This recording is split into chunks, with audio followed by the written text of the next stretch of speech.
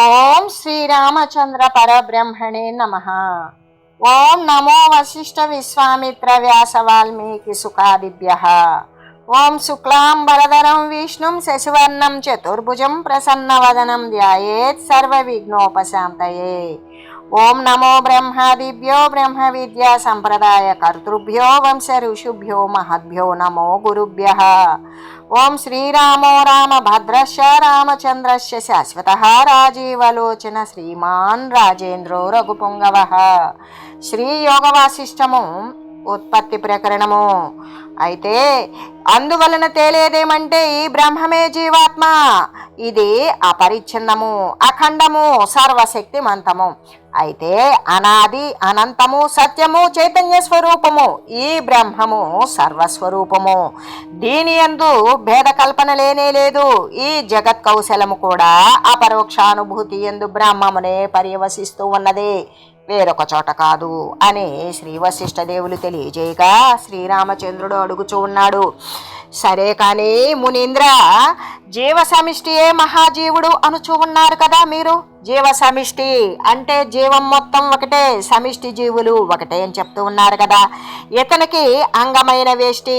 మరి సమిష్టి జీవత్వంలో ఒక భాగమైనటువంటి వేష్టి జీవునికి ఒకనికి ఏదైనా సరే కోరిక జనించిందనుకోండి, అందరికీ ఇటువంటిదే ఇచ్చ జనింపదా?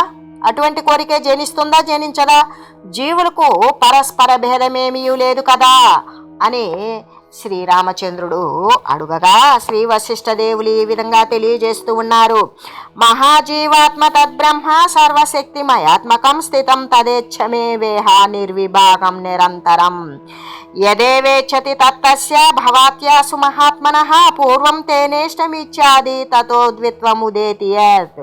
బ్రహ్మమే సమిష్టి జీవరూపాన్ని గ్రహిస్తుంది.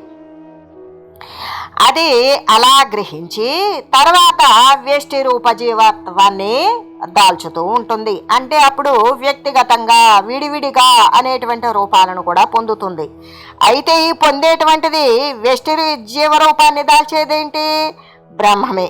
ఆ బ్రహ్మమే సమిష్టి జీవరూపాన్ని గ్రహించిన తర్వాత వ్యష్టి జీవరూపతత్వాన్ని దాలుస్తూ ఉంటుంది. అంటే జగత్తు వ్యవస్థ ఇచ్ఛారూపాలే. అంటే జగత్తును సృష్టించడం కానీ ఆ వ్యవస్థీకరించడం కానీ ఇవన్నీ కూడా ఆయన యొక్క కోరికకు వచ్చినటువంటి రూపాలే. కాబట్టి సర్వశక్తిమంతుడును మహాజీవియు అయిన అఖండ బ్రహ్మమునే ఉంటాడు. అతడు నిరంతరము దేనినైతే కోరుతూ ఉంటాడో అది సత్వరం ఫలిస్తూ ఉంటుంది. సత్య సంకల్పము అతనికి ఇచ్చకు లోబడినదే. ఏ సత్యాన్నైతే సంకల్పిస్తూ ఉన్నాడో అది తన కోరికకు లోబడినటువంటిదే. పూర్వమే ఇది ఉండడం వలన వ్యష్టి విభాగం అనేటువంటిది ఉత్పన్నమవుతూ ఉంటుంది. ఇది ఎప్పుడు ఉన్నది అంటే పూర్వమే ఉన్నది. మరి సమిష్టి జీవుడు వ్యష్టి అగుట కూడా అలాగే. ఏ సమిష్టి వస్తువైతే వ్యష్టి విడివిడిగా అవుతుందో, కలిసి ఉన్నది విడివిడిగా ఎప్పుడైతే విభాగాలుగా మారుతుందో ఇదంతా కూడా ఆ బ్రహ్మం యొక్క ఇచ్ఛాలేలే తప్ప మరొకటేమీ లేదు అని తెలియజేస్తూ పశ్చాద్విత్వ విభక్తానాం స్వశక్తీనాం ప్రకల్పితః అనేనేత్తం హి భవతీత్యేవం ఏన క్రియాక్రమః. తన అంశాలైనటువంటి జీవ సమూహాన్ని ఇది ఇట్లగును అని సంకల్పించి కల్పిస్తూ ఉంటాడు. ఎవరు? సర్వసత్తాక ప్రతిపత్తి అయినటువంటి ఏ బ్రహ్మసత్త అయితే ఉన్నదో అది కల్పిస్తూ ఉంటుంది అని తెలియజేస్తూ తం వినానుదయత్వాసాం ప్రధానేచ్ఛైవ రోహతి శక్త్యాః జాతయా బ్రాహ్మణీయమోయం ప్రకల్పితః. కార్యాన్ని వనర్పవలసిన రీతిని అవలంబించకపోయినా కార్యం సిద్ధించదు. కానీ కార్యం ఏదైతే సిద్ధించాలో దానిని అవలంబించకపోయినా కార్యాన్ని అనుసరించకపోయినా కార్యం సిద్ధింపదు. కానీ సమిష్టి జీవి గనక తలంచినంత మాత్రము చేతనే కార్యం సిద్ధిస్తుంది. ఎందుకు అంటే అది సమిష్టి కాబట్టి. వ్యష్టిజీవి ప్రయత్నము నచ్చినా కూడా అది ఫలింపదు. ఎందుకు? ఏ ఒక్క అంగమో ఏ ఒక్క విభాగమో ప్రయత్నించినా కూడా అది ఫలించదు. ఈ విషయము వ్యతిక్రమము గోచరించిన పట్ల, అనగా మహర్షుల కార్యాలు సంకల్ప మాత్రముననే ఈడేరిన పట్ల సమిష్టి జీవి ఇచ్చ అనుమానింపవలెను. ఈ నియమానికి వ్యతిరేకము కాకుండా ఉండేలాగా మరి వ్యతిక్రమము గోచరించిన పట్ల, అంటే మహర్షుల యొక్క కార్యాలు వారి యొక్క సంకల్ప మాత్రము చేతనే అవి నెరవేరుతున్నాయి అని గన తెలియజేస్తున్నారు.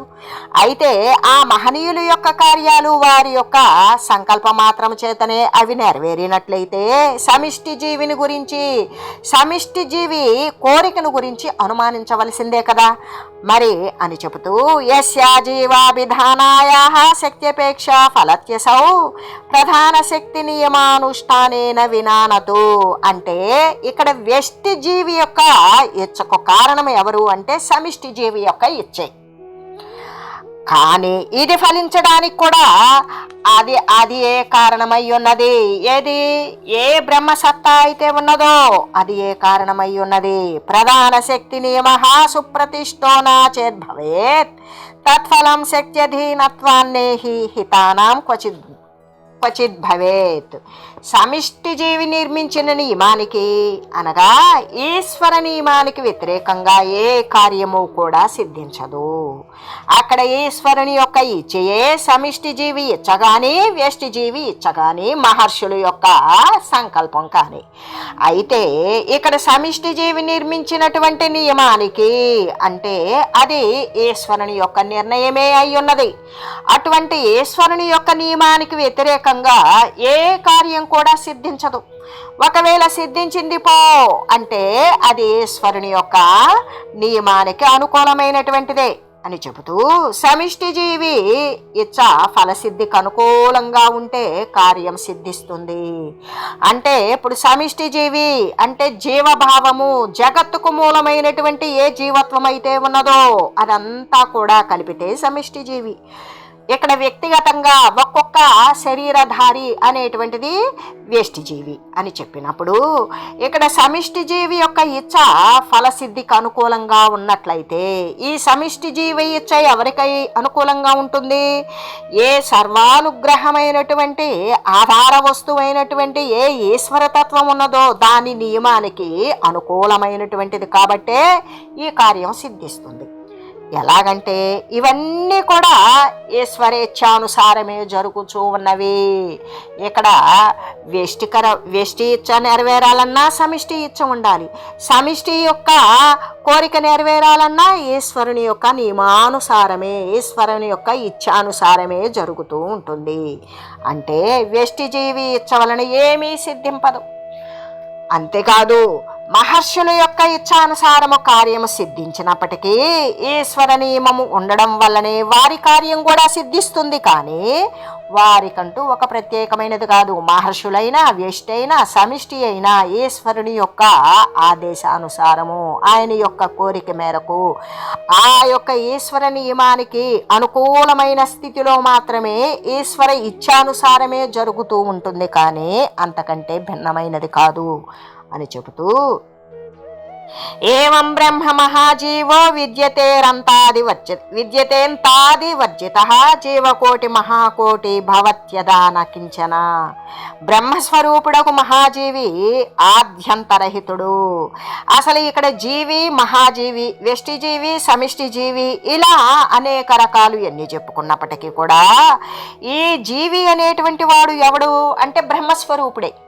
ఆ బ్రహ్మస్వరూపుడైనటువంటి మహాజీవి అంటే క్రిమి కీటకాదులు మొదలుకొని మానవ దేవతల రాక్షసుల శరీరాలు అంతా కూడా అంతట్లో కూడా అంతర్లీనంగా ఉండి మరి ప్రతి దానికి కదలిక అనేటువంటిది కదిలించగలిగినటువంటి ఏ సత్ అయితే ఉన్నదో అదే పరబ్రహ్మ స్వరూపత్వం. ఆ పరబ్రహ్మ స్వరూపత్వమే మహాజీవకోటి. ఆ యొక్క మహాజీవి అనేటువంటి వాడు ఎవడు? పరబ్రహ్మ స్వరూపము కంటే భిన్నుడా? కాదు. అందుకే ఇక్కడ బ్రహ్మస్వరూపుడైనటువంటి మహాజీవి వాడెవడు? ఆద్యంతరహితుడు. వాడికి ఆది లేదు, అంతము లేదు. అని చెబుతూ అతడే కోట్ల కొలదిగా గల జీవుల యొక్కయు మహాజీవుల యొక్కయు స్వరూపమై ఉన్నాడు. ఏ విధంగా అనేక రకాలైనటువంటి మరి స్థావర జంగమాదులు మొదలుకొని సర్వేక సమస్తమైనటువంటి ఎన్ని లక్షల కోట్ల రకాలైనటువంటి జీవజాలం ఉన్నదో అదంతా కూడా కలిపితే ఈ యొక్క మహాజీవుల యొక్క స్వరూపము ఏదై ఉన్నది అంటే ఆ బ్రహ్మస్వరూపమైనటువంటి మహాజీవి పరబ్రహ్మము ఒక్కడే అని చెబుతూ అతడు కానిది ఏదియూ లేదు. ఆ పరబ్రహ్మ తత్వ చైతన్యము తప్ప మరొక వస్తువు అనేటువంటిది ఏదీ లేదు. పంచభూతాలకు మూలమైనటువంటిది ఏదైతే ఉన్నదో అదే మనం ఎంత అనిర్వచనీయంగా చెప్పుకోవడానికి సాధ్యము కానటువంటి విషయాల యందు మనం చెప్పుకున్నా కూడా పరబ్రహ్మ సత్తా కంటే భిన్నమైనది వేరొకటి లేనే లేదు. అది వర్ణనీయము అయినటువంటిది కానే కాదు. సర్వము నిండినది పరబ్రహ్మమే, అంతకు మించినటువంటి మరొక వస్తువు లేనే లేదు అని చెబుతూ చైత్య సంవేదనా జీవో భవత్యాయాతి సంస్కృతిం తద సంవేదనా ధ్రూపం సమాయాతి సమం పునః. జీవ బ్రహ్మలకు చైతన్యాంశమున భేదము లేకపోయినప్పటికీ కూడా ఉపాధి భేదం ఉన్నది జీవునికి బ్రహ్మకి. అయితే ఏ విధంగా ఉన్నది? ఆ కదలిక యందు బ్రహ్మము యొక్క చైతన్యము వలనే జీవ చైతన్యము అనేటువంటిది కలుగుతూ ఉన్నది. ఆ చైతన్యానికి ఈ చైతన్యానికి, ఆ కదలికకి ఈ కదలికకి ఎటువంటి తేడా లేదు. లేకపోయినప్పటికీ కూడా ఆ బ్రహ్మమునకు జీవునికి శరీర భేదాలైతే ఉన్నవి. జీవ సమిష్టి అని చెప్పబడేటువంటి అతని కారణ సూక్ష్మ శరీరాలు ఉన్నవి. ఏ విధంగా ఉన్నవి? జీవి సమిష్టి అంటే సమిష్టి జీవి అని చెప్పబడేటువంటి అతనే కారణ శరీరము సూక్ష్మ శరీరము అనేటువంటి భేదాలైతే ఉన్నవి. అదే మరి వేష్టి జీవికైతే ఈ రెండునూ కావు. క్రియాశ్రమమైనటువంటి స్థూల శరీరము కూడా ఉన్నది. వేష్టి జీవికైతే స్థూలముతో కూడుకొని ఉంటుంది. సమిష్టి జీవికైతే సూక్ష్మ శరీరము కారణ శరీరము ఉంటుంది. మరి అదే చైతన్య శరీరానికి అయితే చైతన్యమే శరీరమై ఉంటుంది అని చెబుతూ ఇది వృత్తి కోరిక ఫలాలు యొక్క తారతమ్యాలకి ఈ ఉపాధి భేదమే కారణమవుతూ ఉంటుంది. ఇన్ని రకాలైనటువంటి ఉపాధులు ఏ విధంగా ఉత్పన్నమవుతున్నవి అంటే ఆ వ్యష్టి జీవి యొక్క చేసేటువంటి క్రియ, వాడు ఇచ్చగించేటువంటి కోరిక, వాడు పొందేటువంటి ఫలాలు, వీటి యొక్క తారతమ్యాలకే ఈ ఉపాధి భేదము అనేటువంటిది. ఇన్ని రకాలైనటువంటి శరీరాలు వేరువేరుగా రావడానికి కారణం వాని యొక్క వాసన ఫలితమైనటువంటి తదనుగుణమైనటువంటి శరీరాన్ని ధరించుకొని వస్తుంది వేష్టిజీవి. అయితే ఈ జడ వస్తు సంసర్గాన్నే బ్రహ్మమునకు మరి జీవభావాన్ని సంసారాన్ని కలిగిస్తూ ఉన్నవి. ఏ విధంగా? ఈ జడ వస్తువు అంటే ఏ అస్థిరమైనటువంటి వస్తు సంసర్గము దానితో కలిసి ఉండడం వల్ల, అసత్య వస్తువును సత్యం అనుకోవడం వల్ల అటువైపు దృశ్య సంబంధమైన విషయాలను వాడు మరి వాటి యందు మరిగి వాటిని అనుభవిస్తూ అవి సత్యమని భావించడం వల్ల మిథ్యా వస్తువులని సత్య వస్తువులుగా భావించినటువంటి భ్రాంతి కారణంగా వాడికి ఏర్పడినటువంటి వాసనా సంసర్గము చేత ఆ బ్రహ్మమునకు జీవభావము అటువంటి ఉపాధిని ధరించి వాడికి జీవభావం అనేటువంటిది వస్తూ ఉంది. అది అప్పుడే సంసారము అనేటువంటిది కలుగుతూ ఉన్నది. ఆ వచ్చినటువంటి దేహం అనేక క్రియలు చేయటం, అనేక విషయాలకు లోబడటం, ఆ విషయ వాసనల చేత మళ్ళీ ఆ శరీరము కొంతకాలం అలా ఉండి మరి కొంతకాలానికి అది శరీరాన్ని విడిచిపెట్టి తద్వాసన సంబంధమైనటువంటి దేహాన్ని ఆ సంస్కారాల ఫలితంగా వచ్చినటువంటి దేహాన్ని పొంది మళ్ళీ తదనుగుణమైనటువంటి క్రియాకలాపాలు కొనసాగించడం అనేటువంటిది ఇదే సంసారం. ఏది? శరీరాల యొక్క రాకపోకలకి నిలయమైనటువంటిదే సంసారం అని. ఇవన్నీ దేనికి వస్తున్నాయి అంటే ఆ పరబ్రహ్మతత్వమునికి ఎవరైతే ఈ జడ వస్తు సంసర్గాన్నే బ్రహ్మమునికి జీవభావాన్ని సంసారాన్ని కలిగిస్తూ ఉంది. ఈ సంసర్గము దూరమైతే సమస్వరూపమే సిద్ధిస్తుంది. ఏ సంసర్గము ఏ దృశ్య సంబంధమైన సంగం అనేటువంటిది దూరం అవుతుందో అప్పుడు తన యొక్క సమస్వరూపం భిన్న భావము అనేటువంటిది దూరీకరించబడినప్పుడు ఆ బ్రహ్మతత్వమే సిద్ధిస్తుంది అని తెలియజేస్తూ, విషయ భావన చేత బ్రహ్మము జీవుడై సంసారాన్ని పొందుతున్నాడు.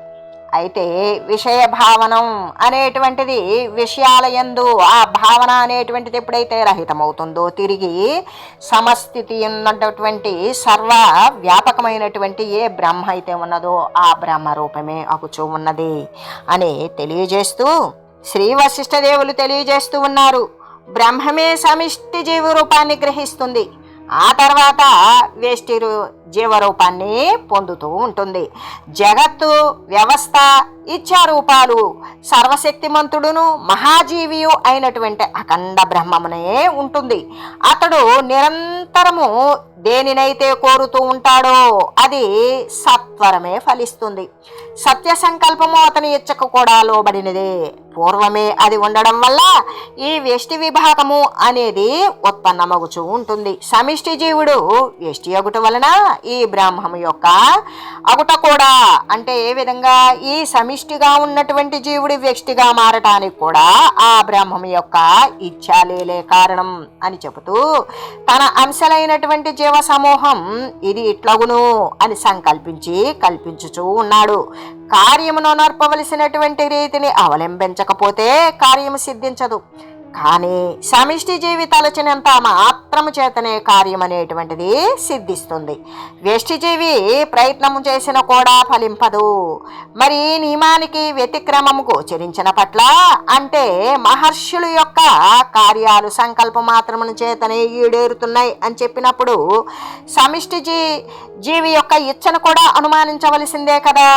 వ్యష్టిజీవి ఇచ్చకు కారణము సమిష్టి జీవి ఇచ్చయే. ఇది ఫలించుట కూడా అది ఏ కారణమై ఉన్నది అని చెబుతూ సమిష్టి జీవి నిర్మించినటువంటి నియమానకు ఏ నియమం అయితే ఉన్నదో అది ఈశ్వర నియమమే. కాబట్టి ఈశ్వర నియమానికి వ్యతిరేకంగా ఏ కార్యం కూడా సిద్ధించదు. సమిష్టి జీవి ఇచ్చ ఫలసిద్ధికి అనుకూలంగా ఉండిన కార్యం సిద్ధిస్తుంది. ఎలాగంటే ఇవన్నీ కూడా ఈశ్వరేచ్ఛానుసారమే జరుగుతూ ఉన్నవి. వ్యష్టిజీవి ఇచ్చ వలన ఏమీ సిద్ధింపదు. అది ఎలాగూ అన్నప్పుడు మహర్షుల యొక్క ఇచ్ఛానుసారము కార్యము సిద్ధిస్తుంది అని మనం చెప్పుకున్నట్లయితే ఆ కార్యము కూడా ఎలా సిద్ధిస్తుంది అంటే ఈశ్వరుని యొక్క నియమము ఉండడం వలనే వారి యొక్క కార్యం కూడా సిద్ధిస్తూ ఉంది అని చెబుతూ, అయితే బ్రహ్మస్వరూపుడైనటువంటి మహాజీవి ఎటువంటి వాడు అంటే వాడికి ఆది కానీ అంతము కానీ లేనటువంటి వాడు, ఆద్యంతరహితుడు. ఈ మహాజీవి అన్నప్పుడు బ్రహ్మస్వరూపము కంటే భిన్నమైన వాడు కాడు. అతడే కోట్ల కొలదిగా కలిగినటువంటి జీవుల యొక్క మహాజీవుల యొక్క స్వరూపమే అయ్యున్నాడు. ఎవరు? పరబ్రహ్మమే. అయితే మరి అతడు కాకుండా ఉండేటువంటి వస్తువు ఒక్క ధూళి కణము కూడా లేనే లేదు. సర్వమునందు సర్వమై సర్వమయమై ఉన్నటువంటిది పరబ్రహ్మతత్వమే అని తెలియజేస్తూ, అంతేకాదు జీవునికి బ్రహ్మకు చైతన్యాంశమునందు కదలిక అనేటువంటిది ఏ అంశమైతే ఉన్నదో దాని యందు ఏ పాటి భేదము లేకపోయినప్పటికీ కూడా, కానీ జీవునకు బ్రహ్మమునకు శరీర భేదాలు అంటే ఉపాధి భేదాలు అయితే ఉన్నవి. జీవ సమిష్టి అని చెప్పబడేటువంటి అతని యొక్క కారణ శరీరము సూక్ష్మ శరీరము అనేటువంటివి ఉన్నవి. అది దేనికి? జీవ సమిష్టి అనేటువంటి దానికి. అదే బ్రహ్మమునకు అసలుకి చైతన్యమే ఆయన యొక్క శరీరము అని చెబుతూ, వ్యష్టి జీవికైతే ఈ యొక్క కారణ శరీరము సూక్ష్మ శరీరము ఇవి మాత్రమే కాకుండా క్రియాశ్రమమైనటువంటి ఒక క్రియను ఆశ్రయించేటువంటి స్థూల శరీరం కూడా ఉన్నది. అదే పంచవింశతి తత్వాలతో కూడినటువంటి అంతరేంద్రియాలు, పంచ ప్రాణాలు, జ్ఞానేంద్రియాలు, పంచ తన్మాత్రలు, కర్మేంద్రియాలు వీటన్నింటితో కూడుకొని ఇంకా సప్తధాతువులు, అష్టమదాలు, మరి అనేక రకాలైనటువంటి క్లేశాలు, కష్టాలు, పాశాలతో వీటన్నింటితో కూడుకున్నటువంటి స్థూల వస్తు సమ్మిళతంతో కూడుకున్నటువంటి శరీరం ఉన్నది. ఈ వృత్తి ఇచ్ఛ అయితే ఏదైతే ఉన్నదో చేయబడేటువంటి క్రియ కోరిక, వీటి యొక్క ఫలాలు, ఇవి ఇచ్చేటువంటి ఫలితాల యొక్క భేదాలకు ఈ ఉపాధి భేదమే కారణమవుతూ ఉంటుంది. అంటే జడ వస్తు సంసర్గము, ఏదైతే జడము అంటే అస్థిర వస్తువు ఏదైతే ఉన్నదో, వచ్చిపోయేటువంటి స్థితి కలిగినటువంటి జగత్ సంబంధమైనటువంటి దోష సహితమైనటువంటి ఏ వస్తువు అయితే ఉన్నదో దాని యొక్క సంసర్గము, దాని యొక్క సంగము వలననే బ్రహ్మమునకు ఆ జీవభావము శరీరాన్ని ధరించినప్పుడు ఈ శరీరము నేను అనేటువంటి జీవత్వాన్ని ఆపాదించుకొని వానికి సంసారము అనేటువంటిది కలుగుతూ ఉంటుంది. ఈ సంసారము అనేటువంటిది శరీరాల యొక్క రాకపోకలకు నిలయమైనటువంటిదే సంసారము.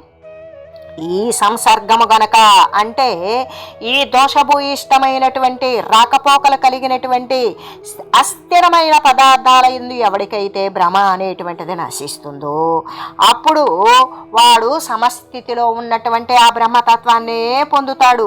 ఏ విధంగా అంటే ఎవరైతే విషయాలను గురించి ఎక్కువగా భావించి విషయాలు సత్యమని భావిస్తూ ఉంటాడో ఆ భావన చేతనే బ్రహ్మమై ఉన్నప్పటికీ కూడా వాడు జీవుడే అయి ఉంటాడు. ఎందుకు? అస్థిరమైనటువంటి దేహాదులు సత్యమని భావిస్తాడు కాబట్టి ఆ జీవుడే, ఆ బ్రహ్మము జీవుడై సంసారాన్ని పొందుతూ ఉంటుంది. అంటే దేహాది కార్యక్రమాలను కొనసాగిస్తూ ఉంటాడు. దాని యందు వాడు నేను జీవుణ్ణి, ఇది నా శరీరము అని భావిస్తూ ఉంటాడు. అయితే ఎప్పుడైతే ఆ భావన తొలగిపోతుందో అంటే విషయ భావన అనేటువంటిది రహితం చేసుకుంటాడో, జ్ఞానము యొక్క సముపార్జన వలన వాని యొక్క విషయ భావన రాహిత్యము చేత తిరిగి సమమైనటువంటి బ్రహ్మస్థితియే పొందుతాడు. ఆ బ్రహ్మరూపమే తాను అవుతాడు అని శ్రీ వశిష్ఠదేవులు తెలియజేస్తూ ఓం మంగళం శ్రీ గురుదేవాయ మహనీయ గుణాత్మనే సర్వలోక శరణ్యాయ సాధురూపాయ మంగళం. ఓం మంగళం కోసలేంద్రాయ రామాయ రామభద్రాయ చక్రవర్తి తనూజాయ సార్వభౌమాయ జానకీ వల్లభాయ శ్రీరామచంద్రాయ మంగళం. ఓం తత్సత్.